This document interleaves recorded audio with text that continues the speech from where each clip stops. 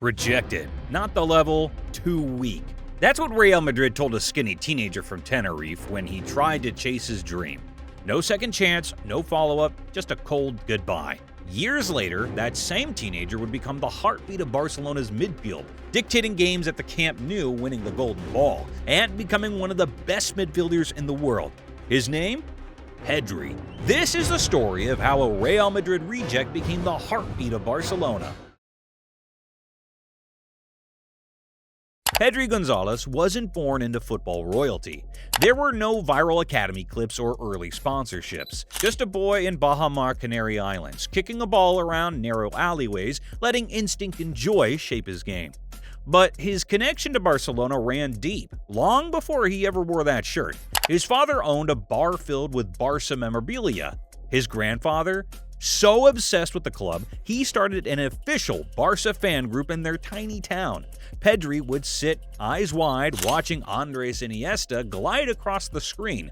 No theatrics, no ego, just elegance. And that became his blueprint.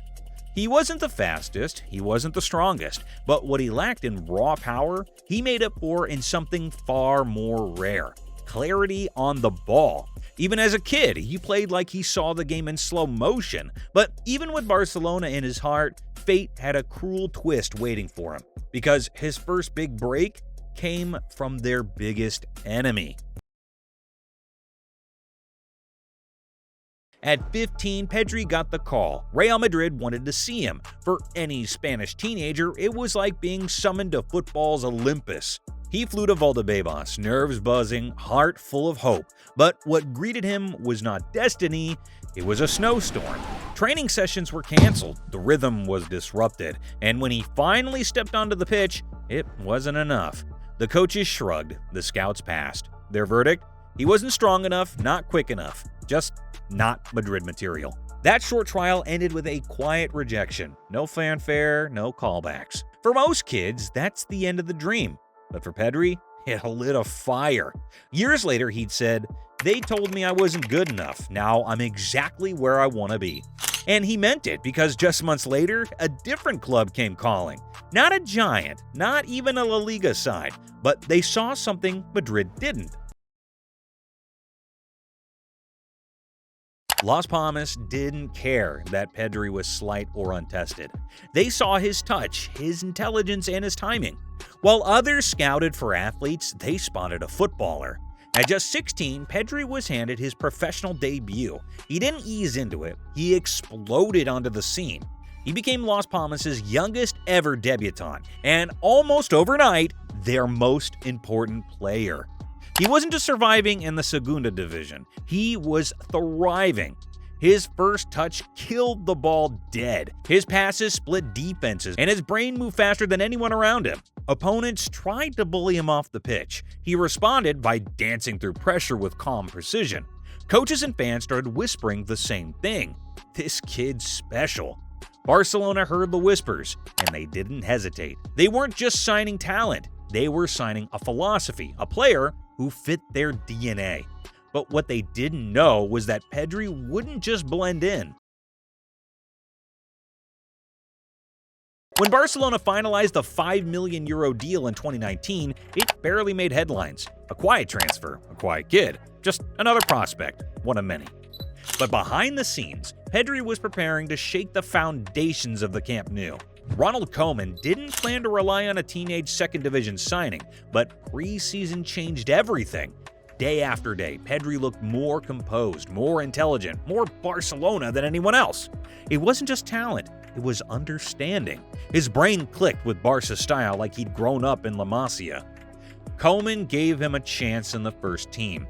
Not off the bench, but in the 11. And Pedri didn't blink. His breakthrough moment came on a massive stage, a Champions League match against Juventus. Cristiano Ronaldo's team, a global audience, but Pedri ran the show. He glided past defenders, controlled the tempo, dictated the game. Commentators called it a masterclass. By the end of his debut season, he had played more minutes than anyone else at the club. Barcelona had crumbled around him, but he stood firm. He wasn't just surviving the chaos, he was there, calm within it. but Barcelona's reliance came with a dangerous price. Pedri's debut season was electric, but it came at a brutal cost. While most teenagers were finding their footing, he was carrying a broken Barcelona midfield on his back.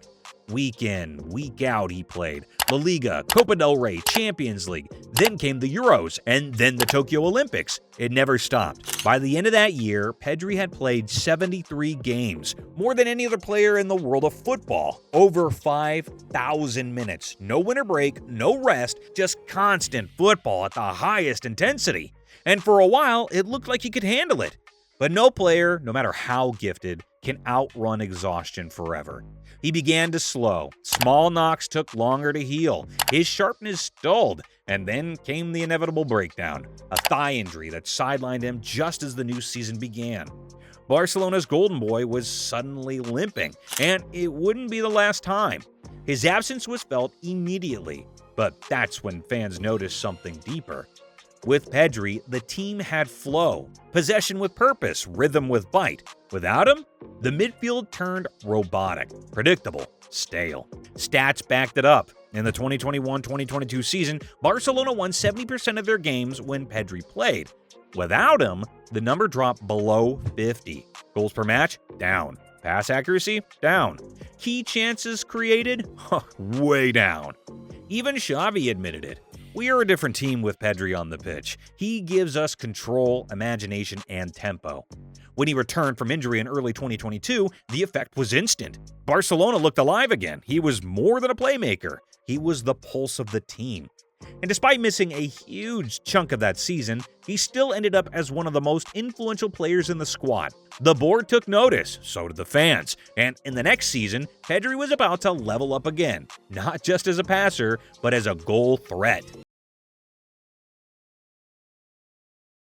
The 2022-2023 season marked a shift. Pedri wasn't just the smooth operator keeping things ticking. He started hurting opponents. His position became more aggressive, his passing more vertical, and most importantly, he started scoring. He racked up 7 goals across competitions, his best tally yet. These weren't stat-padding goals either. They were match winners, momentum shifters, moments of individual brilliance in tight games.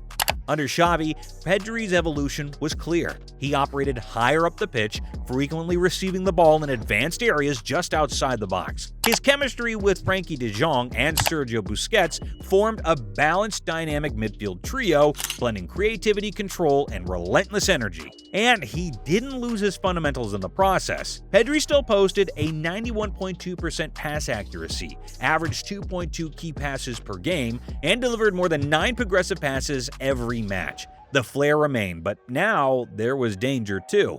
Barcelona won La Liga that season, their first since 2019, and everyone agreed Pedri had been essential to it.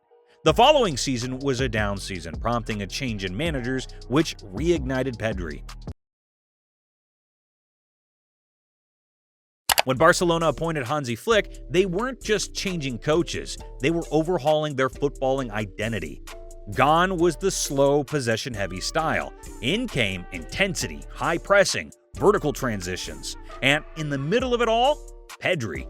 Pedri was given the keys to midfield, and whether he was in a deeper role or higher up, his presence was key.